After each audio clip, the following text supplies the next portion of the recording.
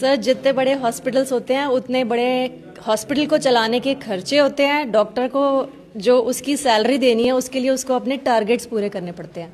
अच्छा, जब तक टारगेट पूरे नहीं होंगे तो उसको उसकी सैलरी। तो टारगेट कौन है? एलोपैथी डॉक्टर का है। तो टारगेट तो मतलब टारगेट का मतलब जैसे ये पेशेंट है, ये टारगेट है। अब बड़े बड़े हॉस्पिटल्स के लिए टारगेट ही हैं, टारगेट पूरे करने पड़ेंगे। अभी मैंने एक खबर देखी थी कि सैकड़ों पेशेंट को बिना वजह स्टंट डाल दिया, तो वो भी टारगेट है।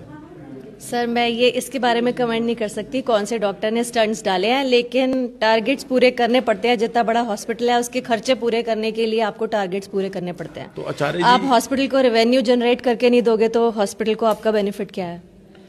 तो आचार्य जी बहुत बड़ी बात कही है मैडम ने हॉस्पिटल के लाभ के लिए कि अगर हॉस्पिटल को रिवेन्यू जनरेट करके नहीं दिया तो कैसे आप डॉक्टर हैं। मैडम कह रही मैंने खबर पढ़ी नहीं, मैं पढ़ा ये देता हूँ। देखो, और दैनिक भास्कर की खबर है ये देख लो खबर भैया, लेकिन ये देखो खबर पढ़ी है। नहीं नाम लेना ही नहीं हमने, ये देखो क्या लिखा हुआ है। नाम ना नहीं, वो तो जेल में चला गया है। 800 ऑपरेशन 6 करोड़ की बिजली बिल योजना को भेजा। गुजरात में डॉक्टर ने 105 सेहतमंद लोगों को ऑपरेशन कर लगा दिए स्टेंट।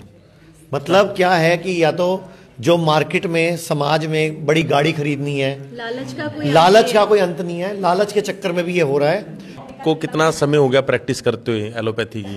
सर मुझे 17 इयर्स हो गए एलोपैथी प्रैक्टिस करते हुए। तो और सर हस्बैंड वाइफ डॉक्टर्स हैं। अच्छा, तो आपको कितना टाइम हो गया सर प्रैक्टिस करते हुए? मुझे हो गए हैं 14 साल। तो सर जैसे कि आपकी धर्मपत्नी ने आज हमें बहुत विशेष चीज़ बताई कि जितने बड़े हॉस्पिटल्स होते हैं उनके टारगेट्स होते हैं और उन टारगेट्स को अचीव करने के लिए बहुत कुछ करना पड़ता है। तो उस टारगेट का मतलब तो सीधा सीधा यही हुआ कि वो पेशेंट ही टारगेट होते हैं। बिल्कुल टारगेट होते हैं। आप मेरा एक्सपीरियंस सुनेंगे। जब मैंने प्रैक्टिस शुरू की थी तो मैंने एक बड़ा हॉस्पिटल ज्वाइन किया था। वहाँ मैं ज़्यादा दिन टिक नहीं पाया। उन्होंने कहा सेल जनरेट करो। अब सेल जनरेट करने के लिए ये है कि जो भी आपके पास आया है आपको उसकी जांचें करानी है, MRI करवाना है, ये लिखना है, वो लिखना है। तो वो जब तक जनरेट नहीं होगा तो फिर वो कहते हैं हम कहाँ से आपको सैलरी दें, ये सब करो। फिर मन नहीं माना तो फिर मुझे वो छोड़ना पड़ा। तो एक जैसे आपके पास